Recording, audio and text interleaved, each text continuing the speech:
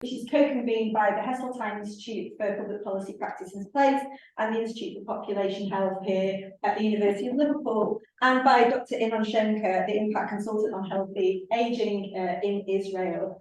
I introduced myself to the room earlier, but to introduce myself to colleagues online, I'm Catherine Duros. I'm a Professor of Public Policy and Co-Director of the Heseltine Institute. So it's fantastic to be joined here today by a diverse group of colleagues from research, policy and practice backgrounds from both the UK and from Israel, who are actively interested in researching and supporting the idea of age-friendly cities in both countries. So welcome. Before I introduce the seminar further and set out how it was structured, I felt that it was important to give acknowledgement to the broader context in which we are meeting today. Our Israeli colleagues who hope to be joining us here in Liverpool to take part in the Healthy Cities Design International Conference are unfortunately only able to join us online due to the situation in Israel. And like you all, I've been horrified at events that have taken place over the last 10 days. And I'm sure that you will join me in sending heartfelt hopes for peace to be restored as soon as possible. It's testament to our colleagues' resilience and the wish to maintain some sense of normalcy that they've decided to go ahead with today's seminar. So I'm sure you'll be, well, it agreed me in welcoming them warmly. So this seminar came about with a suggestion from Inon as a way to continue the conversations that would have begun at the Healthy Cities Design International Conference, which took place over the last couple of days at Liverpool's Royal College of Physicians. This seminar aims to bring together a range of different perspectives, people working to meet the challenge and opportunity of the age-friendly city, to share research, insights and practice developments, and through a comparative lens, looking at Israel and the UK, which are both developed economies with rapidly ageing populations, who are really grappling with this idea of what does a city that is inclusive to older people really look like, feel like, and how they work towards it. So the way we're going to structure today's seminar is that we're going to have 4 brief provocations, 2 from UK colleagues, 2 from Israeli colleagues, where they'll be reflecting on their current research and on practice.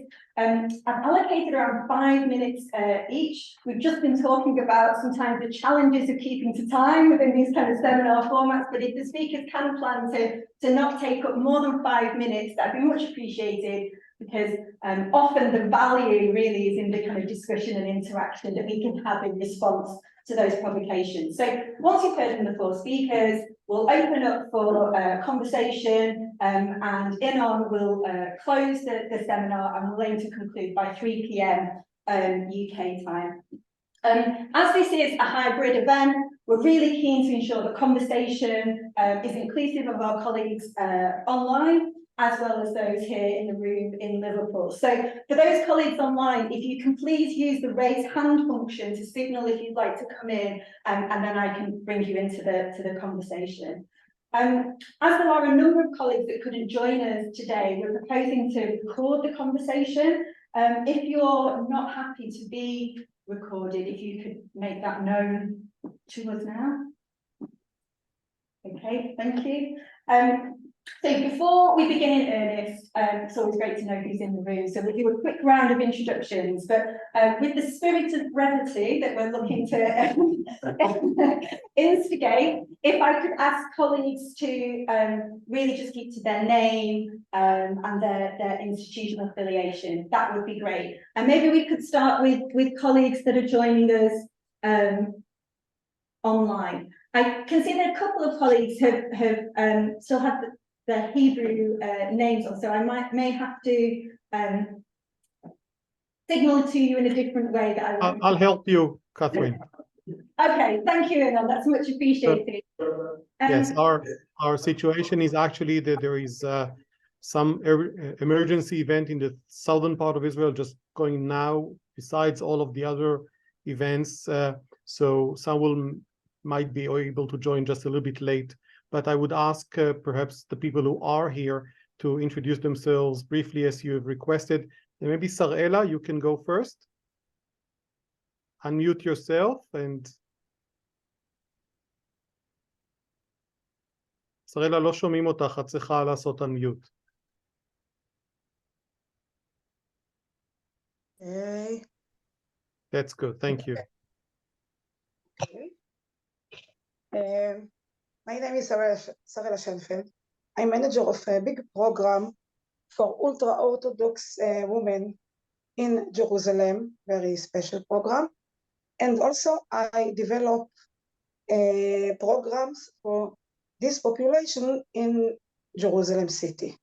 Thank you. want- These are older women. We move to Nesia. Nesia Strasbourg. Hi, hello everybody. So sorry, I'm driving right now, but I'm coming from a cluster, authority cluster in the southern part of Israel, and I'm managing large-scale process for optimal aging. Thank you. We move to Shani, Dr. Shani Bahar Avneeli. Hello, my name is Dr. Shani Bahar Avneeli. I'm a clinical psychologist. I'm a mother of 3, and my husband is an orthopedic surgeon who's now on alert for massive casualties in the war imposed of us. So I haven't seen him for 2 weeks. So it's rough days, but I'm really happy to join this seminar with you. Thank you. Shulamit, we move over to you. My name is Shulamit Gortel, and I am an urban and regional planner at the Government Ministry of Construction and Housing. I manage a government project relating to physical planning solutions for elderly populations. Thank you. I also see Dr. Alex Nurse on the screen, so maybe you would like to join and I'll end the screen people before moving into the room itself, if that's okay by you, Alex. Yeah, sure. Hi everyone, I'm Alex Nurse, so I'm at University at Liverpool, so I'm not in Israel, I'm about 5 miles away, but I'm looking after a poorly toddler today, so I'm sort of chained to the house.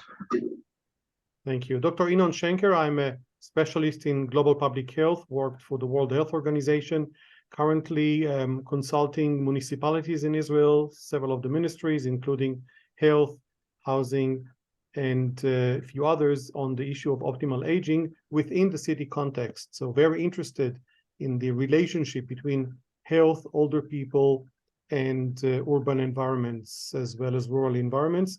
They've also worked quite extensively in Africa in the past. Thank you so much, Catherine, and over to you. Thank you, and we'll do quick introductions in the room, so really name and institution affiliation. Jo. Hi, I'm Joanna Hayes from the Heseltine Institute. Yeah, I'm Belinda Tyrrell from the Heseltine Institute. Tom Arnold, also from the Heseltine Institute. I've gone in with the AMO Israel Association. Joe from Penning Department of Liverpool University. Hi everybody, Rhiannon Corcoran, Institute of Population Health, University of Liverpool. Graham Marshall, Institute of Population Health, Liverpool. UK, we're an older people's parliament. I'm Emma Secretariat. I work for the Public Health team at Liverpool City Council. I pay a PhD student in Liverpool University. Okay. Hi, Jevon, Department of Geography and Planning. Ray, PhD student from Translation Studies at the University of Liverpool. And I'm James Dixon, Research Associate in the Heseltine Institute at Liverpool. So thank you everybody for introductions. Great to know who's joining us today. So without further ado, I'll hand over to begin the publications. Rhiannon, are you okay to kick us off? So we'll stick to the order that was set out in the programme. So first we'll hear from Professor Rhiannon Corcoran from the Institute of Population Health at the University of Liverpool. Next we'll move to Dr. Alex Nurse from Geography and Planning at the University of Liverpool. Then Dr. Shani Avneeli, who's an entrepreneur from Tel Aviv in Israel, and conclude with Shulamit Gertel, who is a senior and urban region planning practitioner at the Israeli Ministry of Construction and Housing.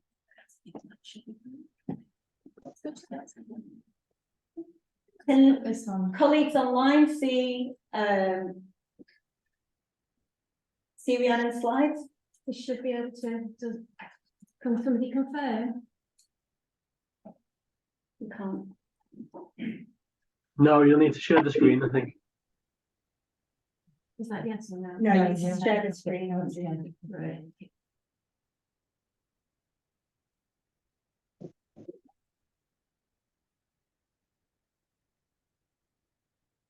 Yeah.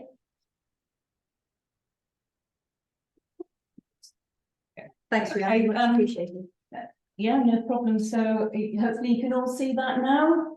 So I'm going to present a little provocation that discussions in the room have already suggested will be good territory for us to agree upon. And I'm going to, instead of focusing on age-friendly cities, argue that actually what we should be looking at is life course-friendly cities. And I'm going to also introduce a tool that enables us to think about life course friendly cities from different translation points through the life course. So, but I want first of all just to start by thinking about how we conceptualize or think about cities.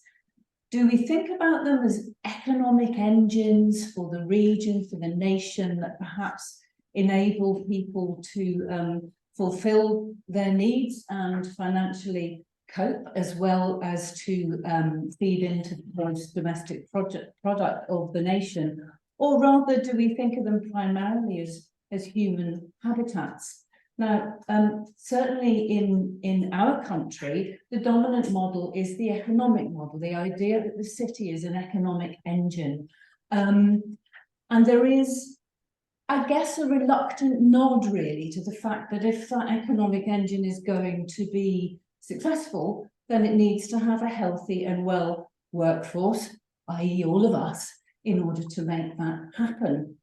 And I think it's also fair to say that that dominant model suits most of us most of the time, but it only suits some of us.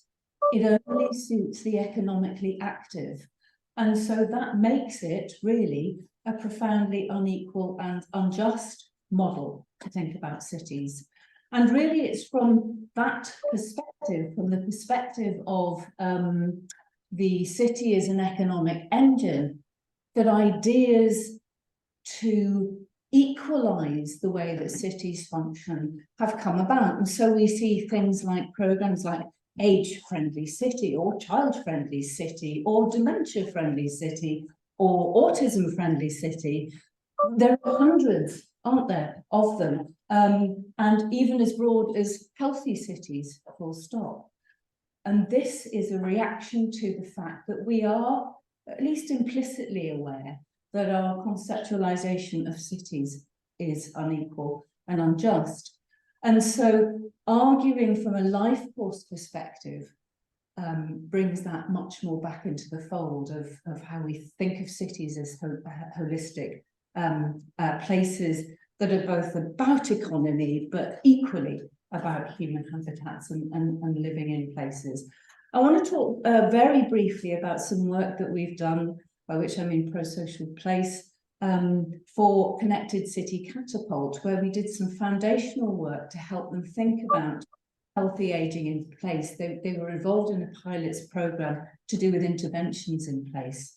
And we were doing some, as I say, foundational work around the concept itself and how perhaps it can be worked into their program to enable them to assess pilot places for their program.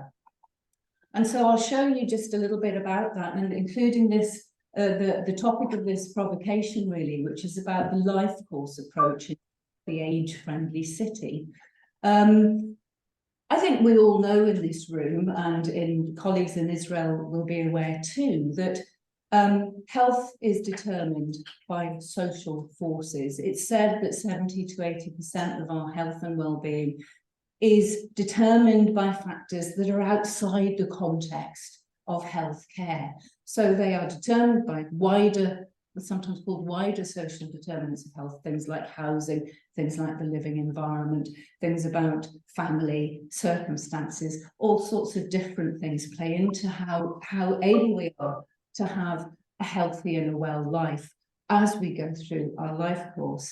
And these wider determinants of health play out through the life course. They change, of course, as we change and as we age, and as we pass through the various transitions of life, our needs and the things that affect us will change as we go along. But broadly, they remain the same.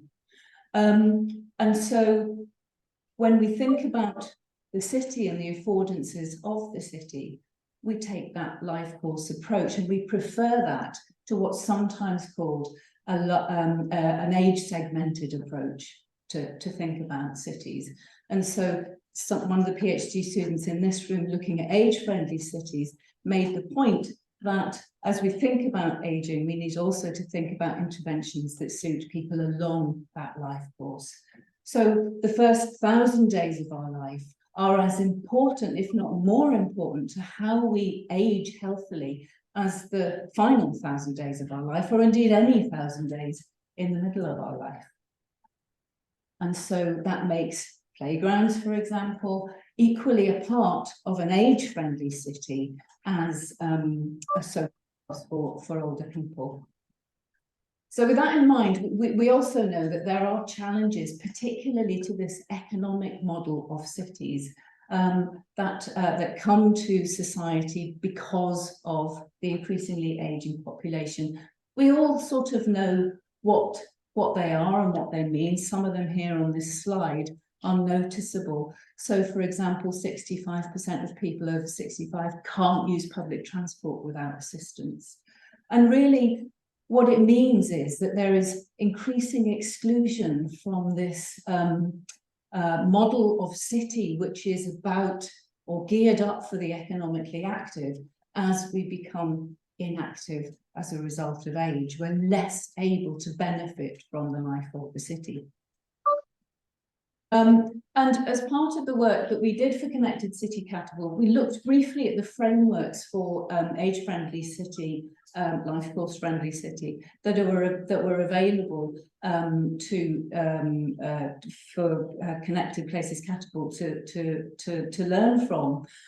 And we noticed that some of those existing frameworks had notable gaps, and you can see from the image on the slide here with the ticks on it, that probably the most noticeable gap, the extent to which our public realm, the places outside that form the city, were not really considered in the existing frameworks particularly well, and neither, in fact, was what we might call lifelong learning. So in an attempt to sort of address that gap, particularly the gap around the public realm, we developed a tool largely because Connected City Catapults needed a way to assess the places that they were thinking of going into to use their interventions. So we wanted to develop a tool that was able to be lifted up and used in co-production with a number of people who were thinking about whether a place was age-friendly. And we called this tool the Healthy Aging Place Index. And I want to talk about it today because, as Inon knows, we were going to be using parts of this tool as we went on our walk through Liverpool to assess how age-friendly we thought the places were.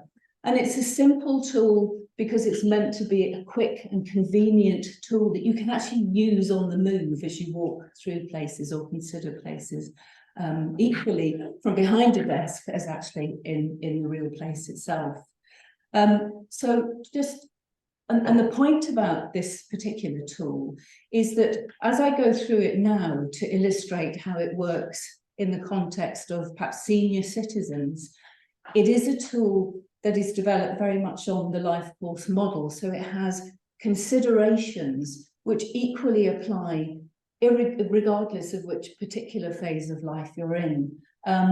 So three simple conceptualizations that are, really have their provenance in some work that we did, evidence reviewing for the What Works Centre for Wellbeing, looking at aspects of community wellbeing and wellbeing in place. So it's got a strong provenance and a strong link to life course models. So I'll very, very quickly go through this now. So the three dimensions that we included were the ability to meet daily needs, That's the first dimension. And when we think about people aging, there are 3 questions in this particular dimension. In fact, all of the dimensions have 3 questions. There are 3 core questions that can be added to depending on the context of the needs of the particular place. Good healthcare facilities is one of the convenient daily needs that needs to be met as you age.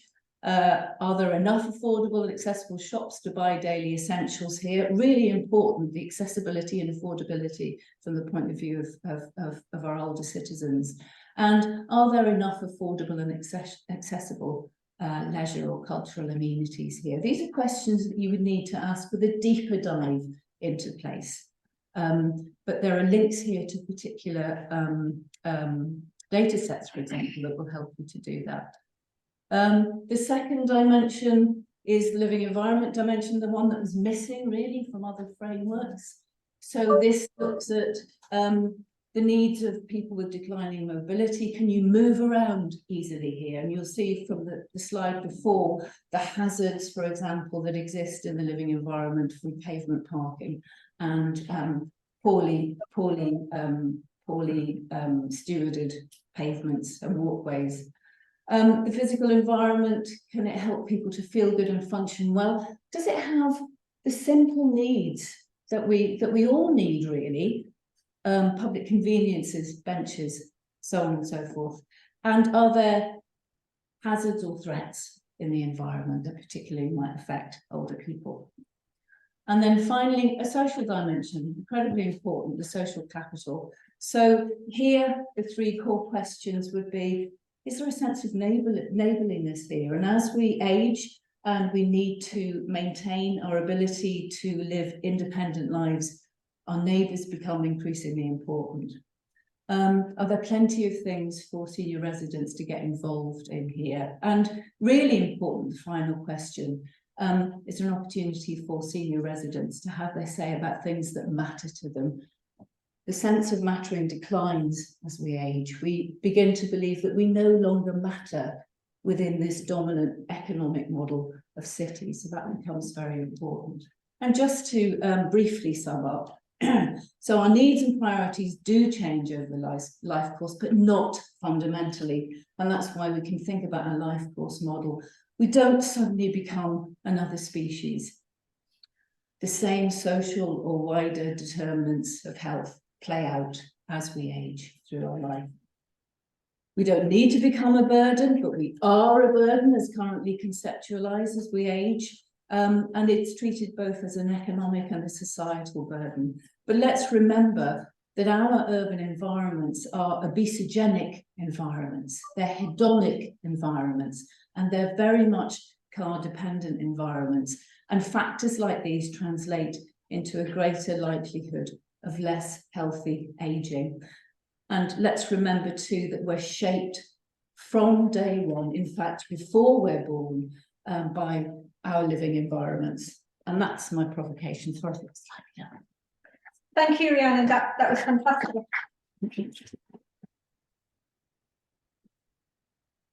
So I think Rhiannon did exactly what you would want a provocation to do, which is to challenge the frame of the conversation and the lens by which we are looking at it. So if we can hand over next to Alex.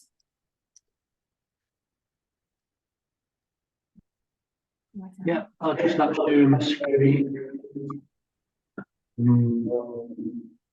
Yeah.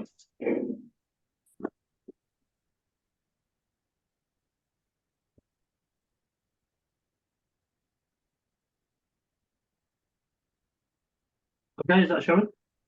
Yeah, that's great. Thanks, Alex. Okay, perfect. So hi everyone.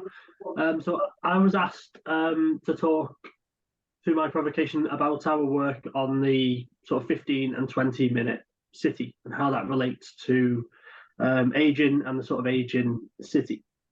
So the 15-minute city, the 20-minute city, it's all the rage at the minute. It has been for the last sort of 3 or 4 years, popularised first and foremost by Paris. It's also all the rage amongst the conspiracy theorists who very frequently like to email me and try and get my boss to sack me over some of the work that we're doing as well. So it kind of captures both sides the divide. But I think what's interesting about this sort of stuff, 5-minute cities, 10-minute cities, 15, 20, they're not necessarily new ideas. I remember when I was a young planner training, and we trained on distance to services, physical walking distance rather than time. It's just that now the measure of time as a measure has become the sort of the golden standard. In our research, though, so we took these kind of blanket ideas of a 15-minute city, the idea that every daily need is within 15 minutes of your front door, or the 20-minute city is a 10-minute walk out and a 10-minute walk back. And we tried to put some sort of meat on the bones of those ideas. So as much as we talk about 15-minute city, what the initial concept doesn't really get into is what services are included in that 15-minute city. What are the things that are included, and what matters to people? There's a recognition that what matters to me in terms of my daily life will not be the same things as what matter to every single person in the room or online. So as part of that, we had a funded project where we started to think about the 20-minute city, and we were mapping this for the Liverpool City region, and we tried to look at 12 different services, a mixture of retail, of employment, of transport, green and open spaces, community facilities, things like places of worship, to sort of capture what the daily life or daily experience would look like for most people. Our initial model was based on average walk-in speed.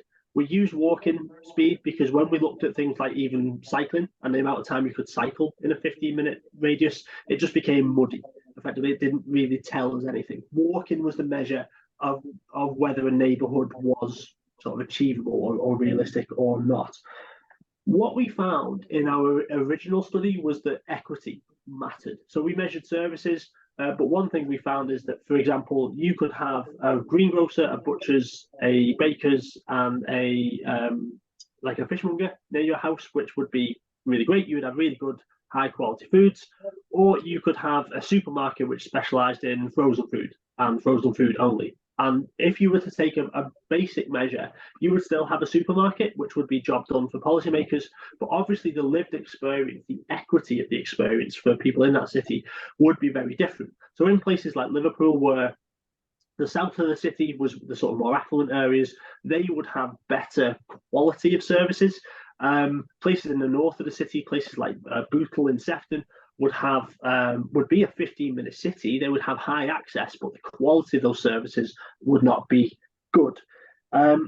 However, from that, the next stage of our research is we recognise that cities are experienced differently and experienced by in different ways by different people. And we agree with Rhiannon's core principle about the sort of lifelong aging in a city, the whole life course of a city. Anyone who's tried to drag young children around will know that the time you can cover, the distance you can cover in 10 or 15 minutes is small. And as you get older, the average walking pace of a human being starts to fall off from about 50. And by the time you're about 80, the distance you can cover in 10 or 15 minutes is barely a few hundred meters. So that led us to this bit of research, was a continuation of it, which is the 15-minute city or 20-minute city for aging, for older populations, where we reduce the walking speed, we reduce the walking distance, and this is starting from the over 50s. And you can see how that map before, that the neighbourhoods really decline in terms of the coverage and what is accessible to you. The services that you need change as well. In that measure, we tried to recognise there was a greater emphasis on particularly things like health, but different kinds of services, the things that you might use when you're in your 20s or 30s, you will prioritise different things when you're older. And we tried to recognise that the city, the way you experience the city is different. So my provocation is this in terms of how we realise the kind of 15 and 20-minute city. And it's a bit of a chicken and an egg situation. So how do we create it? How do we do it? There are lots of examples, certainly in Britain, of where we've tried to design perfectly good functional communities over the last 50, 60 years. And some of them have been spectacularly bad. On paper, they're brilliant. They tick all these boxes, they're walkable, they've got access to good services. and they just haven't worked. At the same time, we can't intervene in a free market to some extent. Some state services we can provide, doctors, GPs, schools, and so on, but we can't provide, or we can't make companies to run a business in an area. If you're in Liverpool, we could go for a 10-minute walk into Toxteth, just off campus, with some storefronts that have been left open or left empty for probably 2 or 3 years now, because there's no latent demand for them. As part of an aging city, a part of a changing city, there's a recognition in planning that about lifelong living now and aging in place. The idea that you buy your house when you're young and you should be able to live there for your whole life. How do you account for changing demographics in those places? How do you account for services that meet the needs equally of an older person, but also a younger person and maybe a young family? How do you account for that? And within that, and certainly in the context of the UK, how do you do that in the context of a fixed urban form? We've got a very heavily fixed urban form in the UK. I'm sure it's the same in Israel, things that are already built. There is scope for new services and so on, but how do you do that when you've got a fixed pattern of urban form? And within that, my final provocation and sort of lighter note is, how do you deal with that if the egg that you're dealing with is actually a bit of a curate's egg? And it's actually, the urban form you're dealing with is not actually very good at all to begin with. That's my provocation. Thank you. Thanks, Alex.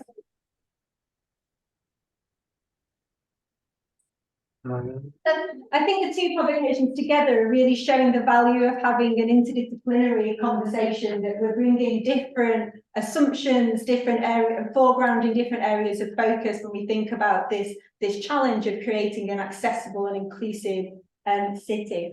So I'm now delighted to turn to our Israeli colleagues, and we're going to now go to Shulamit Gertel.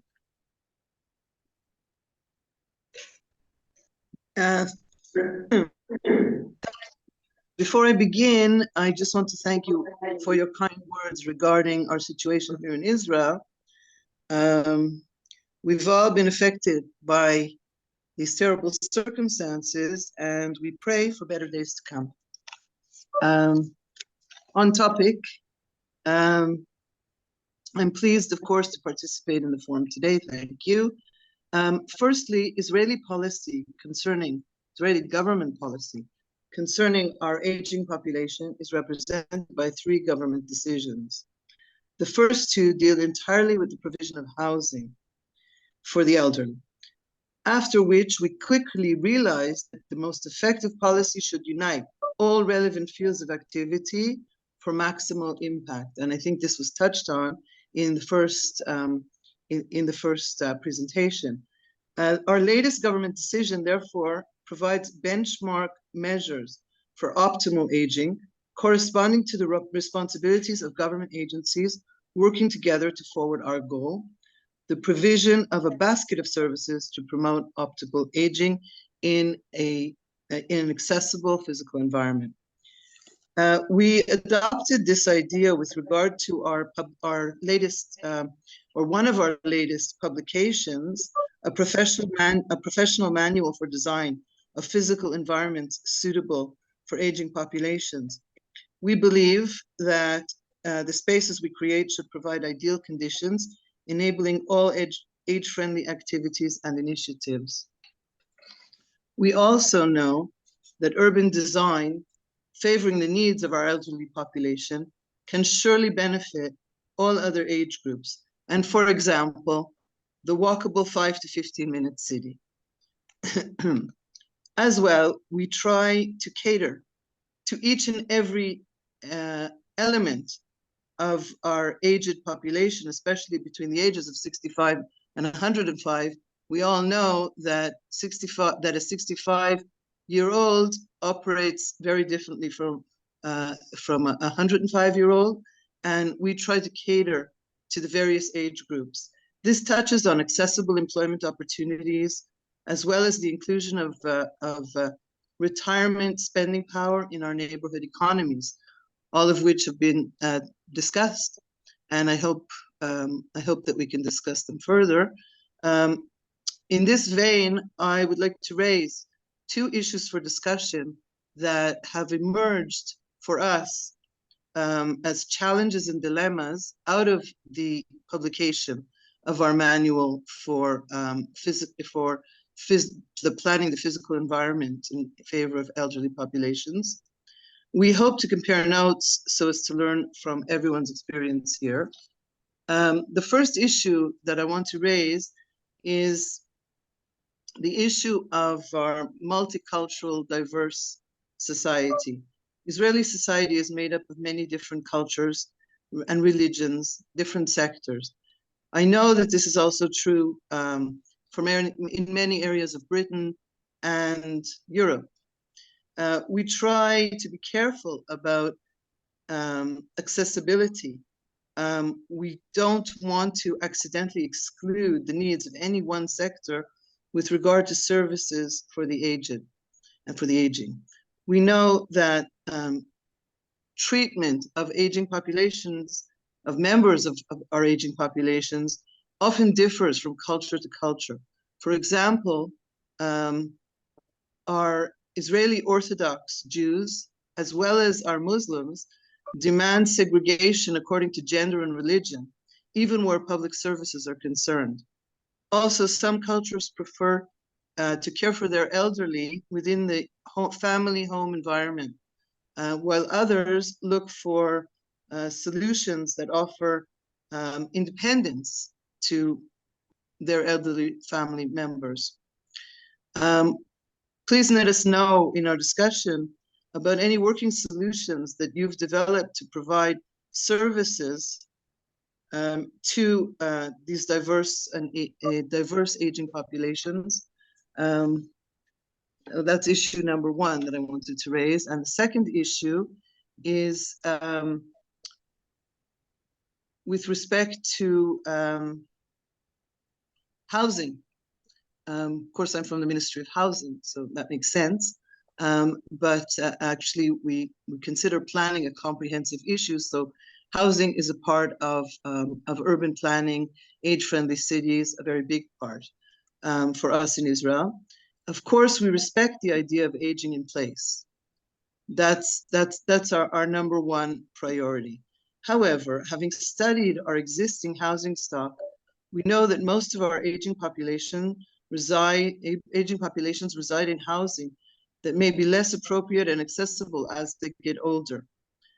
We're interested in offering more appropriate housing options based in the same neighborhoods and towns where older populations now live, in order to allow those who are interested to remain in their familiar environments.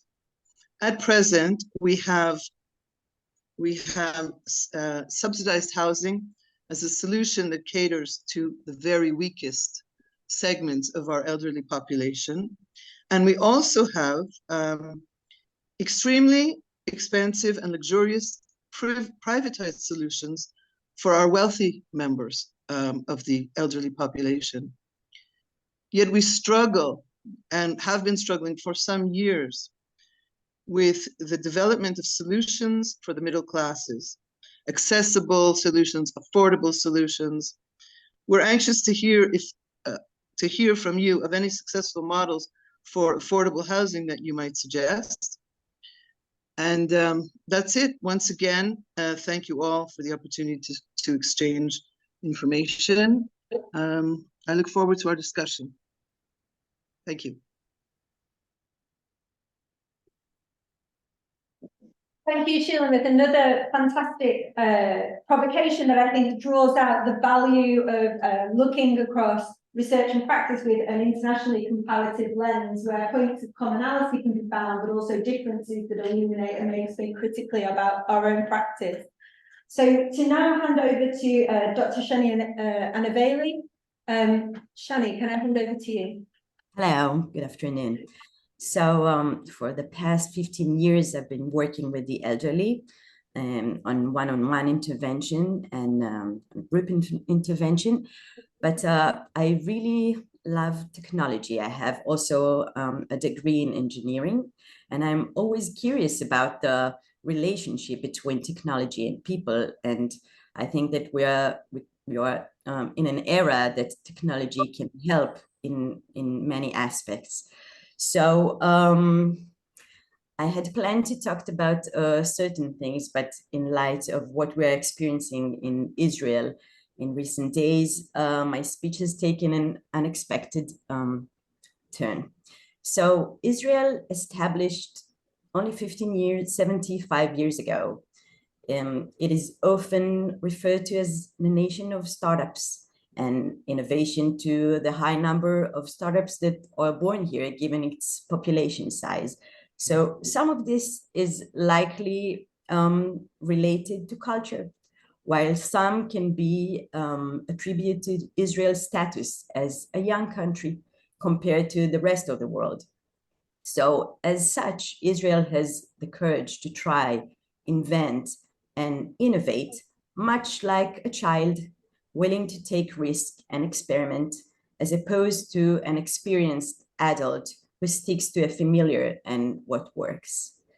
The issue of aging that I want to emphasize is that it doesn't matter in which country we live, whether it's a young nation like Israel or an older one like England.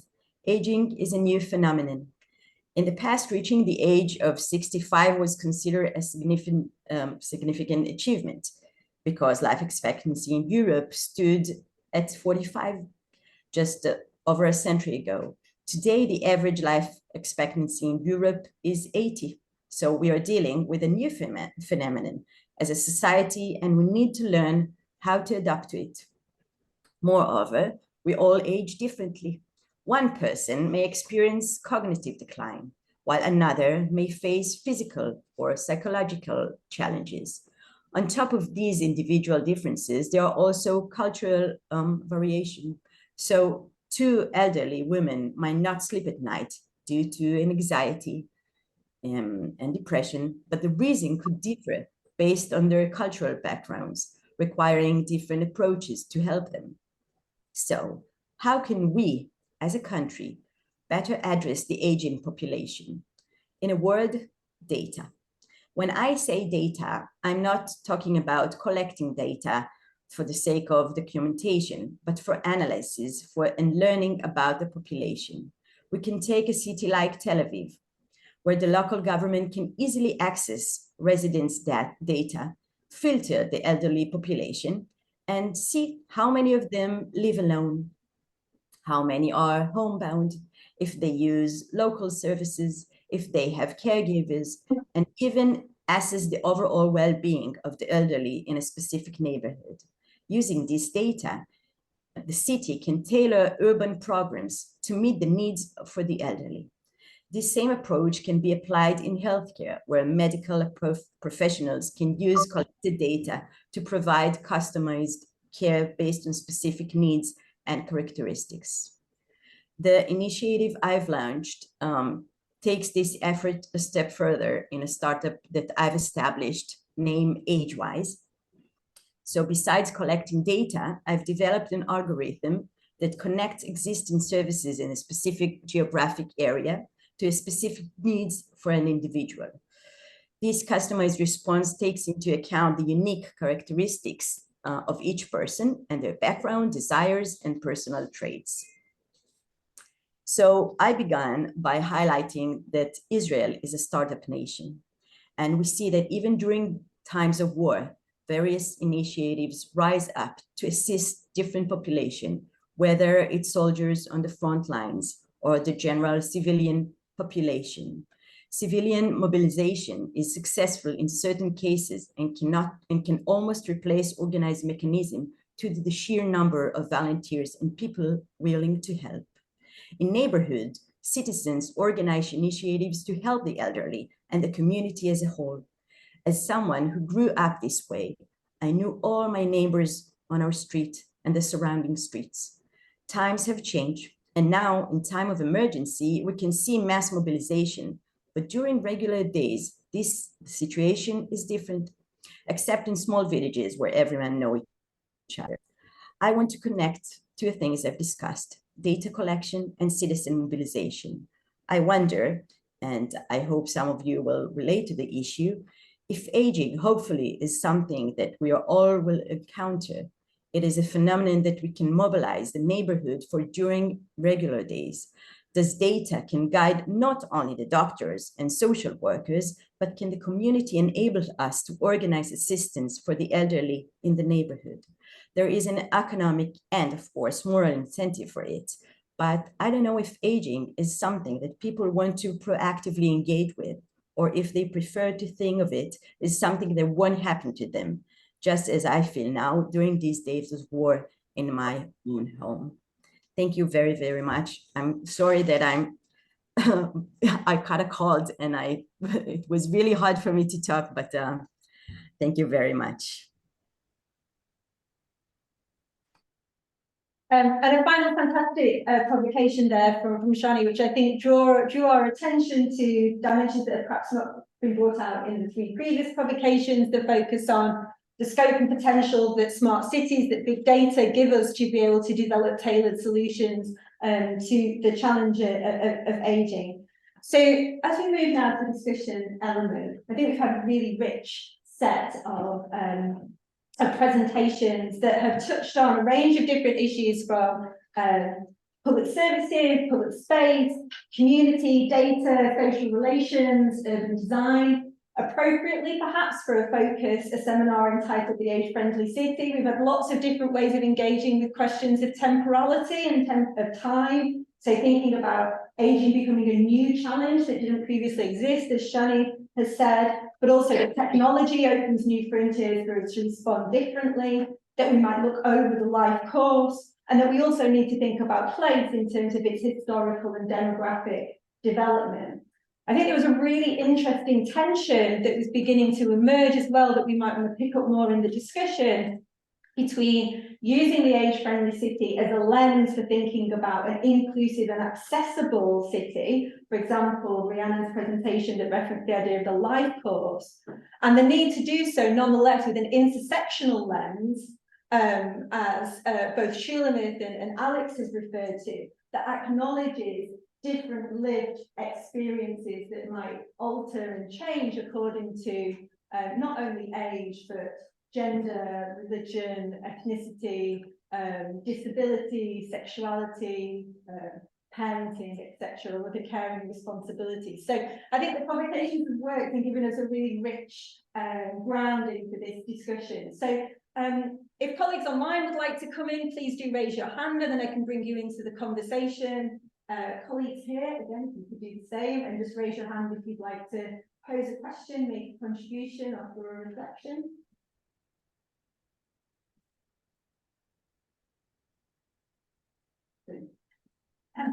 Thank you. I'm really interested in first and for older people, the challenges of an accessible. Apology, but we do have a difficulty to hear. If people could speak up a little bit.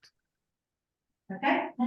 I'm interested in the accessible city and the life course city because I think a lot of the age challenges would be solved by making it an accessible city. So by concentrating on age only, we are not really solving that particularly. And I think also talking to the right people about their experiences of cities and what in the research how that would actually translate into urban design or whatever we're going to do. I think that is quite a big key to the. I think that's a really interesting and valuable point. So for colleagues online that maybe you couldn't hear everything, there was two really valuable comments made about an accessible and livable city and how useful therefore is a lens solely on age in delivering that. But also I think a point that we haven't picked up on, but I think has actually been running underneath the conversation, which is actually the need for this to be a participatory conversation that is engaging those who live, work, play, invest, spend time in the city, and for this to be something that is engages with those rich and diverse experiences of living in the city, and the likelihood that that would actually possibly lead to more informed a meaningful policy change and more broadly urban design. Anybody would like to pick up on those points or add something further into the conversation? I think we'll take a few different comments if possible and then perhaps come back to the speakers. Any other comments or reflections? If I could pick up on that and maybe add to it, what flashed across my mind straight away was the idea of positive discrimination. As in Rhiannon's discussion, the focus is on the well and economically active at all times, with some warm words and maybe stroking of a scalp now and again for everybody else. But that's about the best thing, best we get. But if we're much more positive, like some of our speakers were on the approaches in Israel, that children, older people, we heard at the Congress yesterday some fantastic talks with some young professionals on young women and pregnant, particularly about pregnant women and their accessibility to the public realm. If we had a society that focused on those things, the economically active would benefit from that anyway. They wouldn't even notice it. You know, it would happen. I think that's really interesting. I think that comes back to Rhiannon's original kind of framing of which you started off your provocation, Rhiannon, by drawing attention to, you know, the question really of who is the city for? Yeah. And I have done some work on the idea of the feminist city that also looks at how some of these urban design choices are gendered, and a number of the things that you raised, Rhiannon, in thinking about the life course friendly city really resonated with me, thinking as a mum trying to, you know, find somewhere to breastfeed a baby or push a pram. You know, they were, you know, very, very kind of similar. So I think asking that question of who is the city currently designed for actually then gets us to a critical perspective and opens up the conversation in a really interesting way. Would any colleagues online like to offer a question or comment or reflection?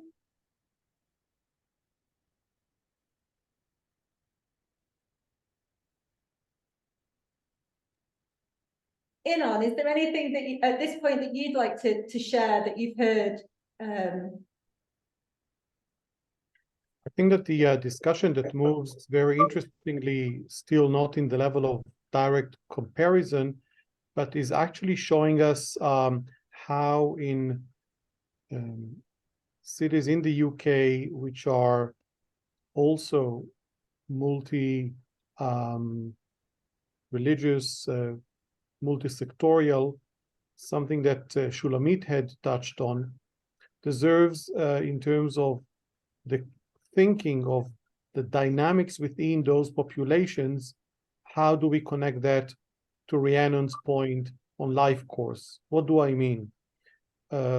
We are now in a situation that 1 in every 4 babies being born now in Israel, and I think it's the same in most other countries that have very high life expectancy, would live until the age of 100 plus. But Rhiannon taught us that the first 1,000 days of life are so important as well. So in urban planning and in trying to connect health considerations and definitely the social determinants of health that have been mentioned before, I think that what is still a challenge, and we may want together in this session contribute to some suggestions of directions of solutions, is actually what Alex was talking about, which is the time you need to take in order to get to a service. So I don't know if you know, but our service is a bit similar to the NHS, but we have 4 NHSs.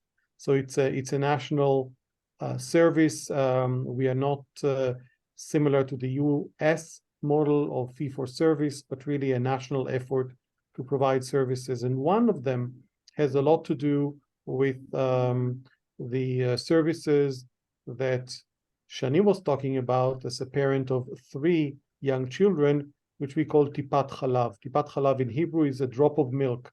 It actually means those services that have been known coming from Israel and copied in other parts of the world, services for the newborns and for the first time pregnant and delivering women.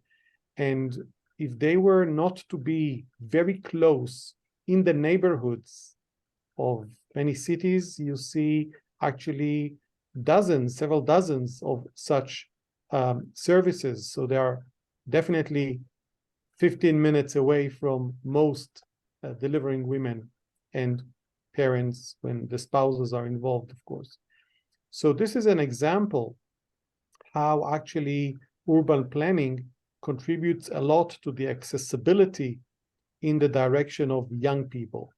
And I think that Shulamit could echo some of the, I would say, the findings we had in developing the project that she is managing and guiding on housing environments for the older people, that you don't have such services for older people in Israel, and to the best of my knowledge, also in the UK, services that cater for dementia, not treatment, but that would be in a hospital or in a more sophisticated NHS, service directed at dementia or Alzheimer's. But I'm talking about the interaction between social services.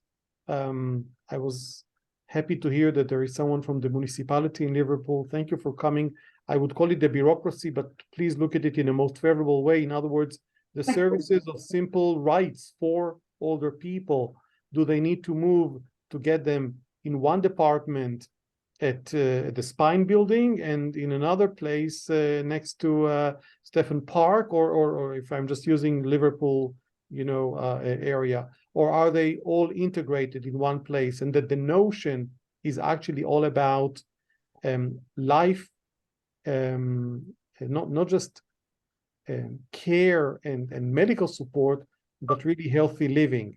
And that has to do with their mental and environmental and social and obviously physical characteristics. So the idea of trying to have a planning that would make services for older people close by to them, which also means, and with this I will end, public transportation means that could take them easily maybe to places that are a bit further away. As Alex was mentioning, this is a must. So how do we manage that? But also, coming back a bit to Shani and to Rhiannon, the changing characteristics of neighborhoods. So you invest, and Shulamit, from her directive point of view at the ministry, could say a neighborhood must have an older person's geriatric clinic in every neighborhood. But very quickly, which is 10 years or 15, and in the people, those of you who are urban planners, which I'm not, will say, well, 15 years, that's nothing. We plan for 50 years. But you plan in a neighborhood a service that will be so close by, and in 10 years, the whole characteristic of the neighborhood changes, and there is no more need for services for older people, or exactly the reverse. So I'm putting on the table few challenges. We'll be very happy to hear others in the room talk to any one of them. Thanks, Inon. That's really useful. And I think you drew out some of those different temporal dimensions that have been alluded to in the provocations. Time, thinking about, the 15-minute, 20-minute city as a way of anchoring that in people's lived experiences. It's quite a compelling way to make that connection. Rhiannon. Yeah, just to pick up on some of those points that Inon made, and they're very powerfully made. Thank you, Inon. It strikes me that the risk that we need to be aware of, and I think this also applies to arguments around the 15-minute city. Alex said at the end of his provocation that the 15-minute city gets smaller as we age. It has to, but almost by definition, even if we are healthy and active, places become less accessible to us. And so I don't know whether this is the case in Israel, but certainly in the UK, policymakers tend to shun away from complexity. They tend to instead offer oversimplified policies. And one of the things that really worries me in relation to thinking about age-friendly city is that the obvious oversimplified policy, particularly if you want to avoid churn and change in the population that you were just talking about, Inon, is to ghettoize older people and to make them all live together so that the services that they need are all there and ready for them. And yet that is such a poor model for community well-being and indeed for urban planning as well, because it prevents the thing which is inevitable and which we should always be trying to promote, which is change in our places. We can't pass them an aspect that's a unhealthy thing to do. And so I think that, you know, considering that and what policymakers might make of those sorts of things is a very important thing for us to do.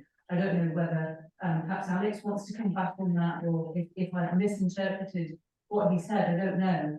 Yeah, I'll pass to Alex in a second, but I'm really glad that you brought that question. Did you want to come in? Really glad that you brought that point of complexity into the room, and that's some of the thinking that we've been doing here at the Heseltine. We set up policy briefs around policy in an age of uncertainty, are trying to recognise that we're faced with questions of uncertainty, heightened urgency, political polarisation, value contestation, complexity. And in some ways, the obvious policy response is how do you iron some of that out? What can I control for? Rather than thinking, what are the policy tools that allow me to think about the future and confront these challenges in a way that is cognizant of the complexity and some of the creativity and advantages that engages with. But yeah, Alex, I don't know if you want to come in on this point. Yeah, so it fits in with some of the things I've been sort of thinking about raising as well. So I think certainly in the UK context, local government tends to very narrowly define services as well. So, you know, the last 10 years have been heavily characterised by austerity, heavily characterised by this rowing back of the state and the things that we provide. And they therefore see and have retrenched to core services, things that they are, you know, they have a statutory responsibility to provide for, things like adult social care, things like schools, things like, some elements of public transport, which means that then some of the other things that we would regard as a service just aren't part of that consideration. And I think part of that is because as well, we're in this very heavily entrenched neoliberal system, which is focused on the economy. If you look at our public transport network, pretty much every major city is a spoken hub system where the public transport network services the centre. An anecdotal example is when I want to take my child to nursery, I have to cross 3 goes of the spoke to get to the nursery. That's about a 20-minute walk away from my house. There is no public transport down that route. And there's an irony in those things that, you know, at both ages of the life course, some of the most expensive things that you pay out for in your life, childcare in the UK costs more than £1,000 a month for a child. Nursing homes cost as much at the end of your life. They are major contributors to the economy. They are, you know, major businesses. You know, I'm sure the nursery I send my child to is a very, very profitable business. And certainly looking at the lady that owns it, she's got a very nice car. But they aren't factored in. They aren't part of the service. They aren't part of the economy in the same way, because we just focus on the bare bones of what we have to do. So what you get is this really stripped back thing. And then I thought it was interesting early, you know, the idea of children. You know, children don't contribute to the economy. Like, they will in time, but at the minute we just take a rational view that, well, you're not paying in, you're not paying tax, you don't vote, so therefore we give very little attention to those services, other than if we're statutorily obliged to do it through things like schools, or some business decides as part of the free market that they will open something. And how you get out of that rut effectively, you know, and I think the UK is in a very, very deep rut in that regard, is part of the challenge, because otherwise you are just in the sort of entrenched patterns of thinking. And if you talk to local politicians, that's that's what they're transfixed by, because that's what their pressures are. We had a really interesting reading group here at the Heseltine this morning, and I think what you were saying there, Alex, kind of connects to it in thinking about you know, delivering upon the age-friendly city. I think what we're doing here is actually really challenging the framework by which we're having this conversation. I'm sure we could come up with tools and ways in which we could help meet that challenge, but actually, even by opening the challenge, we're fundamentally, we're fundamentally engaging critically with the frames in which we're thinking about this, and actually saying, you know, we need to think about other things in terms of you know, what does it mean to be a meaningful citizen within the city? Is it only somebody who is economically active and has a job, or actually is it children and young people? Is it mothers on maternity leave? Is it older people who are no longer economically active? I feel like there's some people in the conversation who have not come in yet, so I'd really like to hear some voices that we've not heard from so far. Yeah. Or you were on my list of contacts. Yeah, I mean, for me, I cannot agree more about the oversimplification of the policy of Rena, and I just want to share my idea about the public transportation during my research, because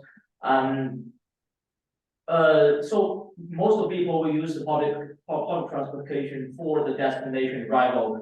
So from the one destination to another destination. But I mean, for some cities like metropolitans, like Tokyo, like you know, London, this kind of places, people might use 2 or 3 or 4 hours for the traveling during the public transportation. So sometimes it's not only the travel, it's not only the travel itself, it's more experience. I mean, it takes even half of your day for traveling. It's your life experience.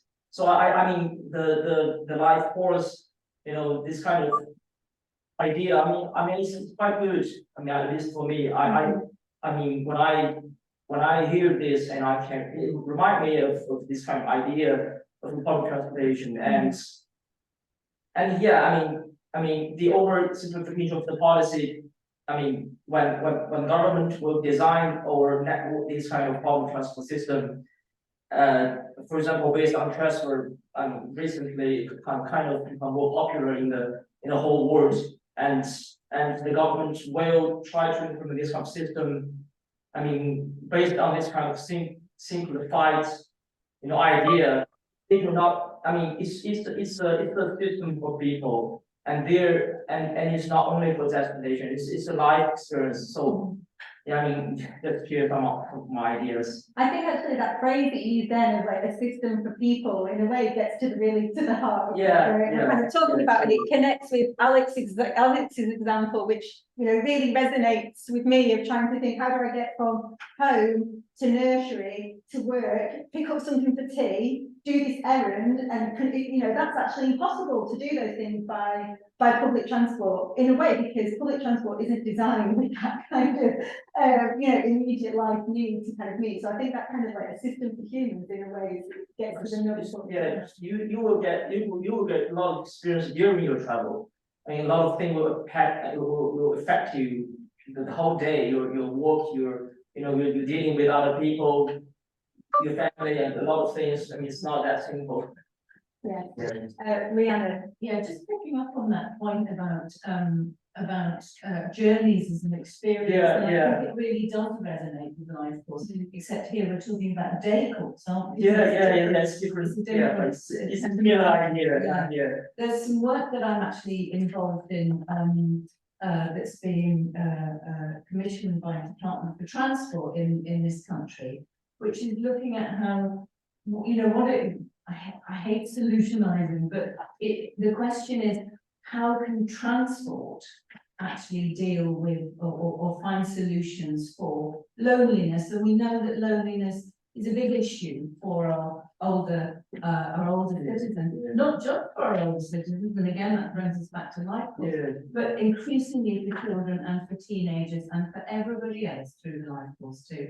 Loneliness is an issue, and so I think there is a movement away from public transport being a resource again for the economically active. It's there to support the movement, to build the GDP, to build the force of the economic engine to feed into the nation. But there is a move about to think about, well, how can we make it more positively experiential? And I think that's a really important thing. But one of the important statistics I mentioned in the work that we did was the fact that public transport seems to be accessible, certainly inaccessible in this country for 65% of older people. And that's a huge, huge issue because older people cannot afford their own private transport. Some can, but let's forget about the ones that can, because actually the question of healthy aging is to do with people perhaps who are more vulnerable and who are less able.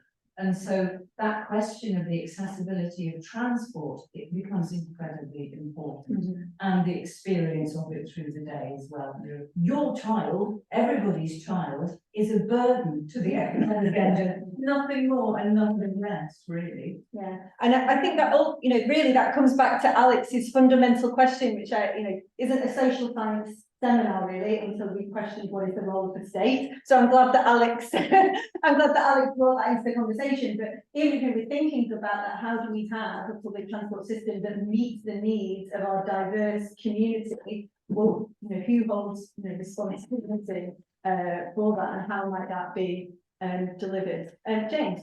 I was going to make a very similar point, and I suppose it's not just what is the role of the state, but also or the purpose of the state. It seems like there's just reflecting on kind of what we've heard, there's a clear sense of this isn't just kind of the state stepping in to assist when there's market failure, but it's actually quite an normative idea of what life within the city should be like, and how the state can or the market could enable that through intervention and action across the life course. And so I was really struck by what Gavin was saying about in terms of not just thinking about the built environment necessarily, but it was also making me think about the nature of work within urban economies, and how application of work, the longer working days, and so on, contributes to the kind of the wider unhealthy environments that people experience, and then the knock-on effects of that later in life. And I think, going back to what the role of the state is, what the purpose of the state is in terms of, thinking about inclusion, well-being across the life course. Sorry about that. Thanks, Jane. I'm getting going now.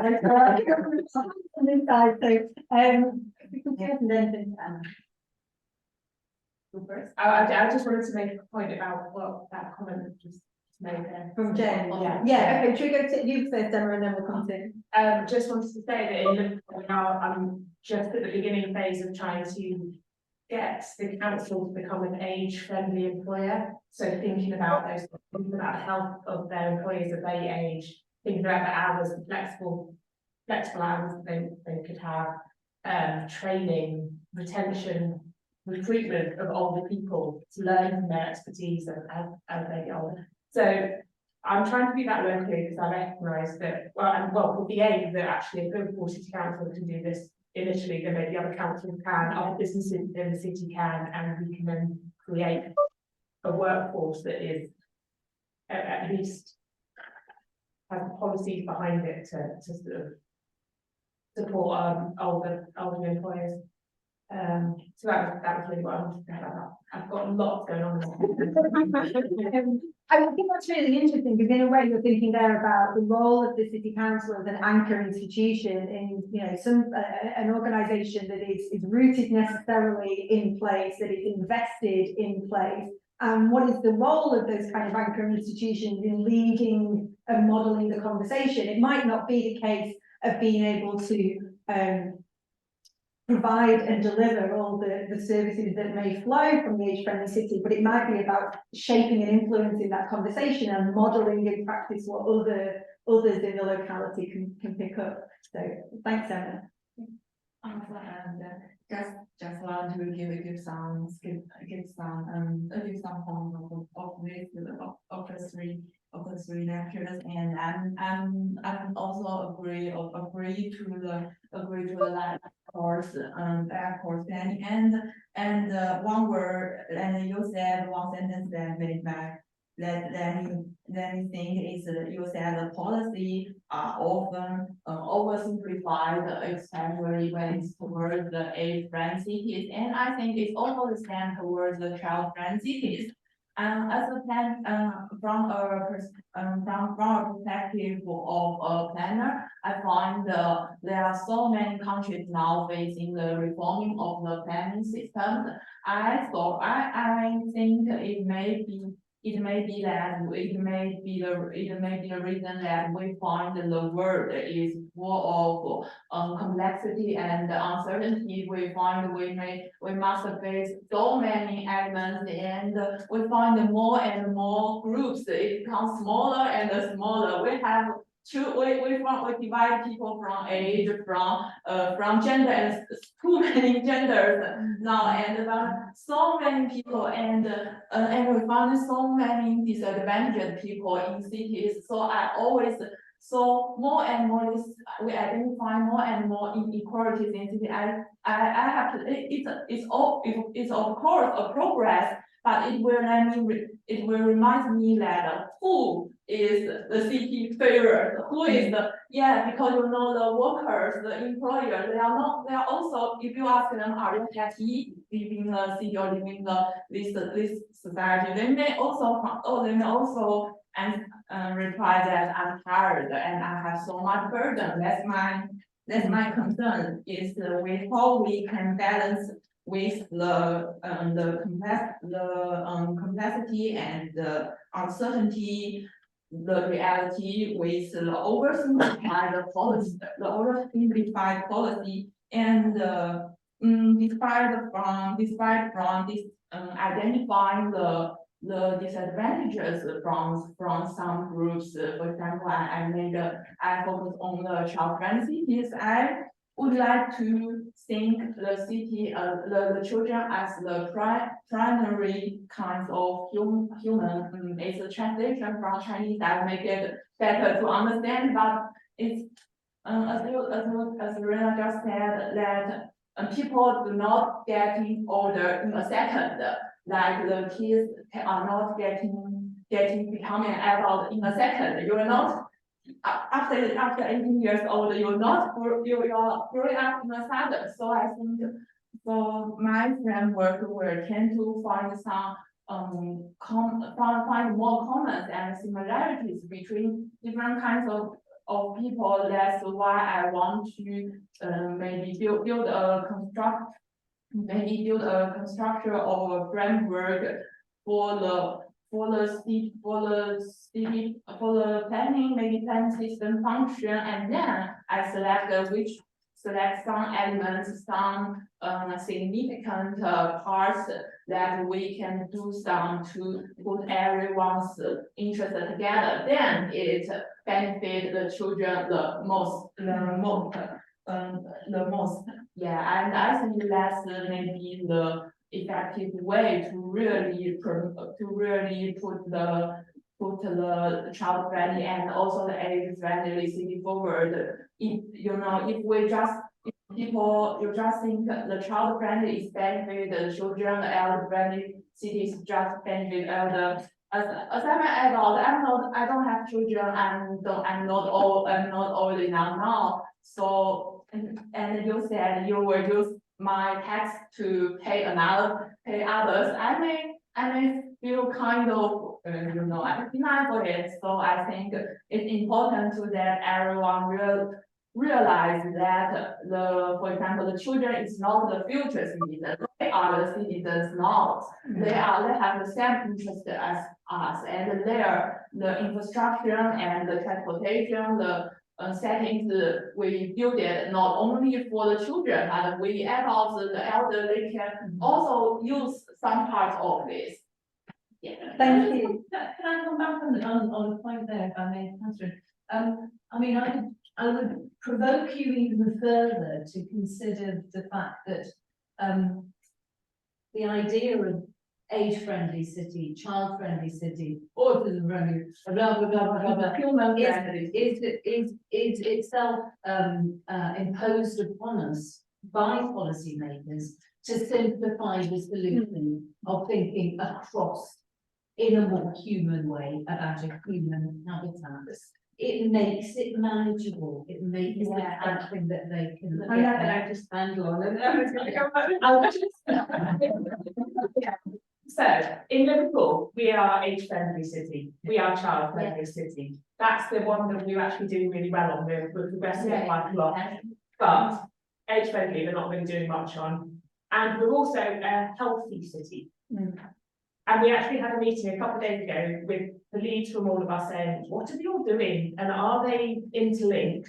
And why have we got so many? Why not just one? Yeah. But I also put in here in my notes, can we be innovative? Can we say, no, we're not going to be any of these. We're just going to be Liverpool and we're going to be inclusive. And we're not about high marks, we're about being an authentic. I think it's a really interesting conversation, and always good when there's a seminar is almost spilling over. To have, so that's fantastic. I mean, I think it comes back to a point that I made at the beginning about this tension between segmentation and intersectionality. You know, we've had it brought out here between kind of oversimplification and complexity. I mean, I think what we haven't necessarily brought into the room, but I think you're implying there, is, you know, this is taking place in a political environment where we've got different issues are competing for attention within limited political resource, will, scope, ability to act. So I think it's also, you know, how do we engage with this in a political environment? Inon, I'm conscious that you're going to come in to wrap up, but before doing so, I just wanted to come back to our two speakers, just if they had any brief reflection, just to make in the conversation. I wanted to kind of honour and respect the provocations that you made at the beginning. Shani, is there anything that you briefly wanted to conclude with?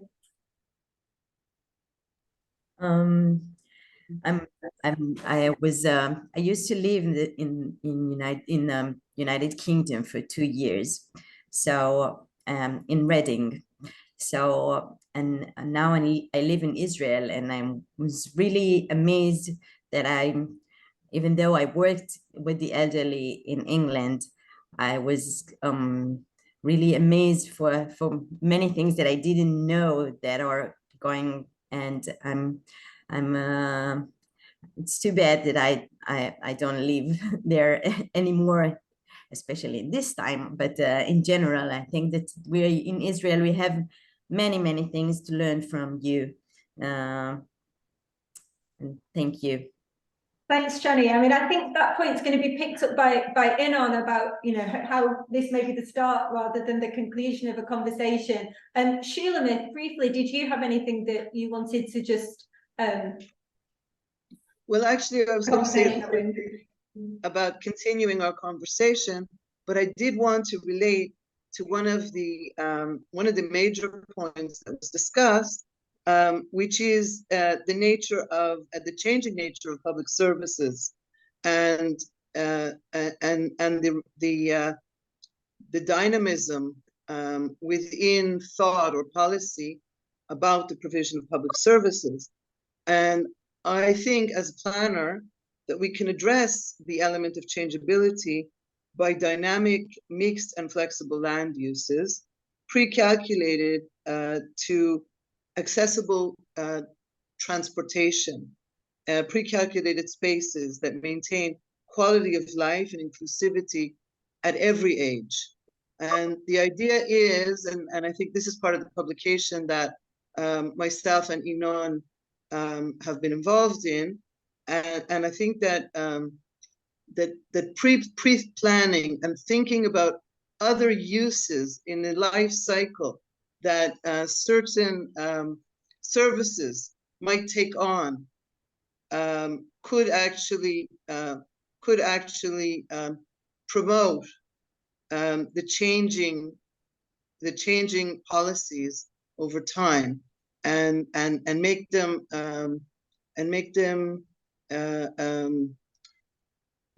amenable to, as I said, to quality of life. And again, thank you very much for this discussion. I hope we continue. Thank you, Sheila Ruth. I mean, you picked up on a point there that thankfully seems to have come back into the political discourse in the UK, which is that there is a time, there is a sense of temporality that isn't just short term. There is value in thinking over the longer term about how we make use. Can I add different one thing quickly, just to us, we need another 3 or 4 hours, I think, to get the agenda together to talk about it. But we did some work. We were on an accreditation trip a few years ago on the World International Self-Care Organization, and we went to Yangzhou City in China, and it passed our test. So it was the world's first self-care city. We wrote a paper on that. So what I'll do is I'll share it with the group as well. But a lot of the things we've talked about has been picked up there. But what's interesting is that the political structure within which it was able to be delivered.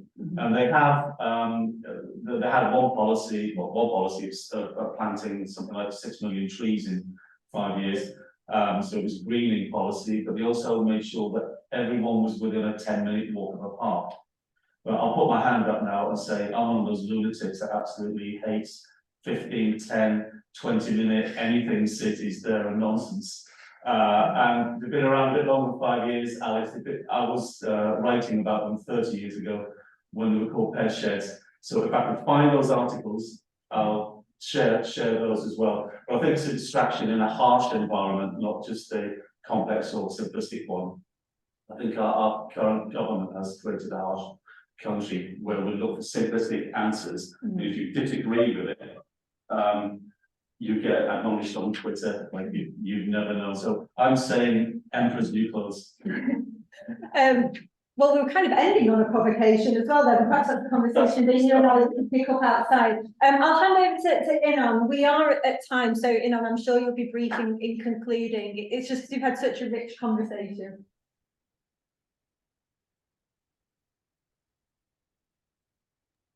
Thank you, Catherine. I will try, respecting everyone's time, not to take more than maybe 5 or 6 minutes over time, to first of all thank a few people. Specifically you, Catherine Doroz, Professor Catherine Doroz, who I've never knew before, and we came to work on this together, and it was really incredible to see your welcoming.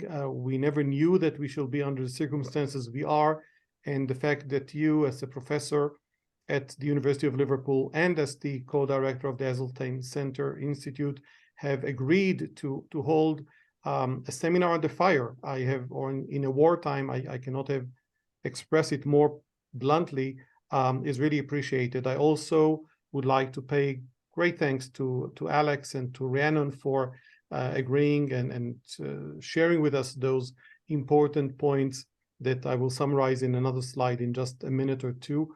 I also want to acknowledge not just the presence, but the hard work that Graham Marshall had put into developing a walking tour for all of us.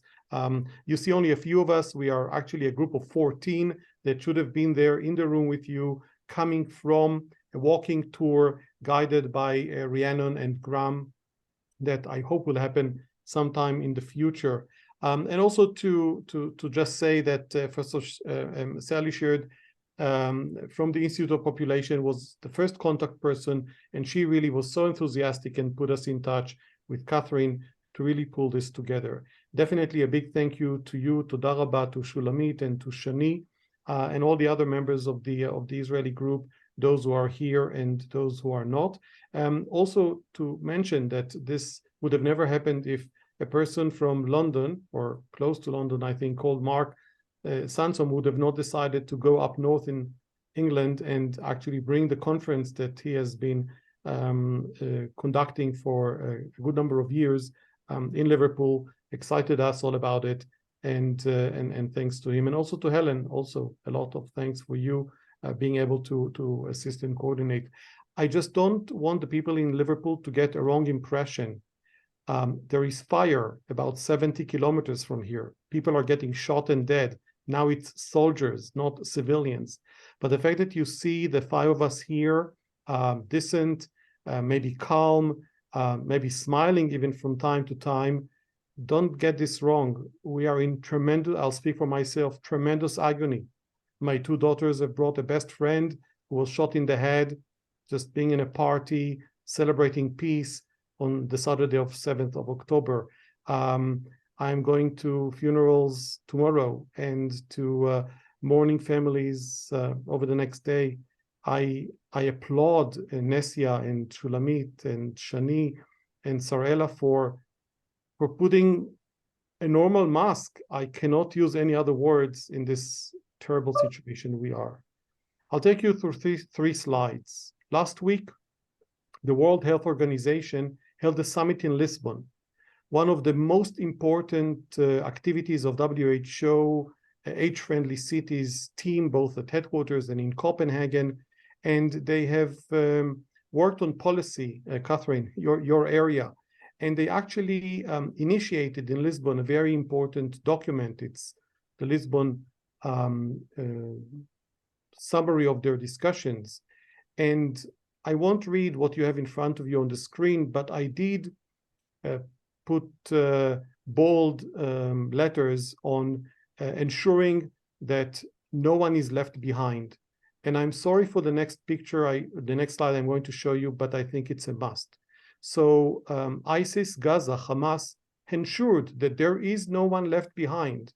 What you see on the bottom side of the picture is an elder person and her Nepali caregiver. The machine gun, the Kalashnikov is held on the left side by the Hamas terrorist, entering a home, a civilian home of a lovely family. The next 30 seconds were not taken by him, though many others did. They were both murdered, shot, and I cannot give you the name because it's still under need for recognizing that the terrorists put on fire the whole building, the whole apartment, so they will not be recognized. On the right-hand side, Yafa fell off the motorcycle that hijacked her, abducted her from her home in the southern part of Israel. The trolley that you see of the person holding it is not a nice preparation for a travel abroad. He actually took all he could, money, jewels, with him from her apartment. She's now hostage in Gaza. She's 85 years old. On the left side, the only thing that Carmela could take with her is her walking stick, not her medicines, not anything else, and she's been abducted as well. Ensuring no one is left behind. In Israel, we have a multicultural society, and in the next two slides, I would try to come back to normal and just share with you a very interesting other point that we have not discussed in this very excellent seminar, and that is the ability to relate and engage religious leaders as partners in age-friendly cities. On the left, you see the Israeli president that invited during COVID-19, that's why we are all with masks, all the religious leaders in the Holy Land. So the Greek Orthodox, the Protestants, the Catholics leaders, the Muslim leaders, the Shara'i Muslim leaders, the Baha'i faith has its center in Haifa, obviously the two rabbis of Israel, and few others, the Druze community, all coming together to basically suggest that religious leaders have a role to play in promoting health in a more pragmatic way than ever before, and that was during COVID-19. On the right-hand side, March of 2023, this year in Geneva, during the Regional Forum on Sustainable Development of the UNECE, we held a session on health in the city, trying to talk about the trust that people are losing in leadership, in even in health, and how religious leaders of all faith, in this case Judaism, Islam, and Christianity are represented in the pictures. How they must be our allies in trying to promote the ideas of age-friendly cities. And to take this into practicality, that's one before the last slides, you see on the right upper side, I'm consulting Rahat. Rahat is a town of Bedouins, Muslims in the southern part of Israel, about 10 kilometers from Gaza, by the way, but on the Israeli side. And you see the older person's forgot the English term for this vehicle. What is it? If somebody could help me. You see this Kalnoit, but in English, anyhow, you know them. Yeah, it's this car is in the prayer room of the mosque, Mosque Anur, one of the largest ones in Rahat, a city of Bedouins, Muslims in Israel. The reason I'm showing you this picture is actually because of the basement, and here down below, it's the women that are not allowed to enter the prayer room, but they are conducting age-friendly sessions on social affairs and trying to learn how they could actually maintain their good health and their well-being. So the mosque, just like a synagogue or a church, could really be an important physical location to base activities on age-friendly cities. And that's already pinpointing to those of you in Liverpool. You have both wonderful synagogues, Princess Road, and just behind it, one of the important mosques in Liverpool. Again, this is an area that is not really explored, and this will be an area we'll be really interested to work with anybody who would want on a research project that looks at how can we bring age-friendly cities concepts into religious physical entities. And on the left side, sorry, it's in Hebrew, but it's to document a way of religious leaders that these are the two chief rabbis of Israel that have sent to all synagogues. There are a couple of thousands of them in Israel. This particular letter calling on them to make sure that loneliness, I think one of you have mentioned precisely this word, participation, walkability, like health-related and well-being-related issues are connected to the practice of not the prayer, but the synagogues as important location within neighborhoods to advance age-friendly cities concepts and implications. So I'll skip this one. You already know why we are here and why this seminar was hoping to achieve not just the insights into potential challenges, but also to talk about innovation and to have this comparative, very interesting learning. So in summarizing for us, I was a little bit quick, so I was able to take two of the pictures of the beginning of our session. You see yourselves basically there on the slide. Just few comments, and each one of them is not just a conclusion, but also an opening for further research. So first, I think that we have learned that academicians have the power to influence, not only through their publications. This very important, to me, a very touching my heart type of an engagement of an academic institute with us in very dreadful times we are experiencing in Israel.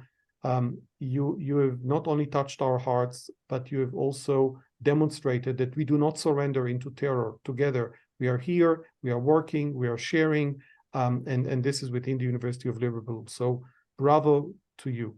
Age-friendly city or a life course friendly?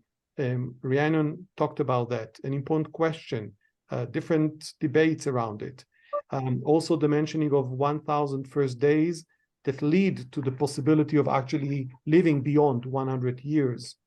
The how, a big question that came from Alex, not just what, but how do we do it? How do we get 50 or 20 minute city functional elements to work also within the free market considerations? He talked about them being barriers. I tend to agree. And also the importance of national policy, but not just because there is a need for a policy, but because it's a driver of change. And what Shulamit taught us is actually not only how a policy at government level could be a driver of change of all ministries and civil society and municipalities, but it must be measurable. And so decision or resolution 127 of the Israeli government talks about indicators or mapping indicators and measuring indicators for optimal aging. Briefly, we also talked about the need to address specific needs in multicultural societies. I drew your attention to an area that I work and research on the religious aspects and leadership in terms of age-friendly cities and healthy cities in general, but really how do we address the specific needs moving forward to the future where we shall have more antagonism perhaps in Europe in different cities, and the importance of ideas, new ideas on housing, not just to have prosperity, but how you start with a very large apartment and have 2 or 3 kids, and then you are staying alone. Even when your spouse with you, you need a smaller apartment. How do we manage this in the economy of today? And we are talking about the UK and Israel, very developed countries, as a point of view.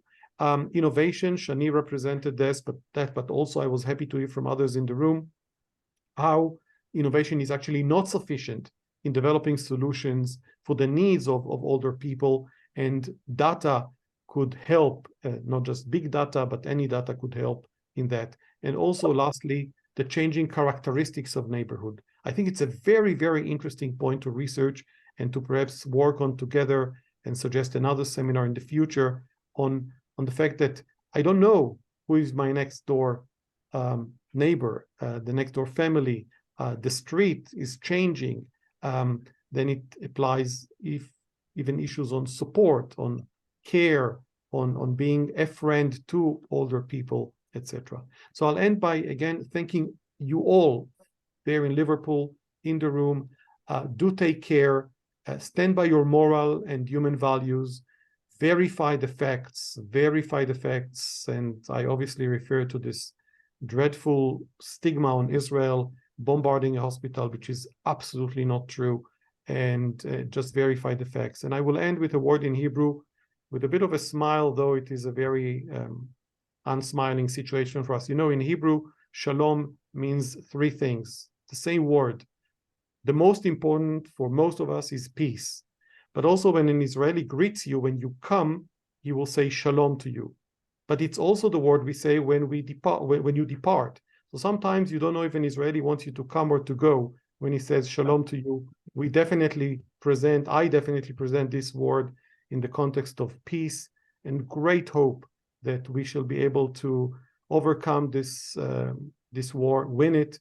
Hamas must get rid of, and for the sake of all of us, by the way.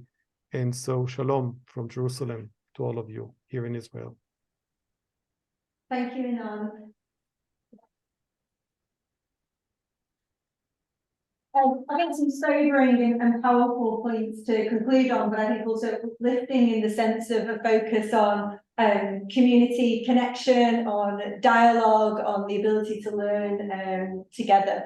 So thank you. To everyone in the room, we'll conclude now. Sorry for taking a little bit more of your time, but I think hopefully it was a sufficiently rich conversation that you don't begrudge it for 15 minutes. If you'd like to take any lunch with you, please do so. We'll make the slides and recordings available online, and please do look at the Heseltine Institute website in terms of our upcoming events, but also if you'd be interested in sharing reflections on your research and practice through our policy brief series, a colleague Tom is the person to contact about that. So thank you again for your time, and I hope this has been a useful and engaging conversation for you all to be part of. Thank you. Thank you so much. Thank you.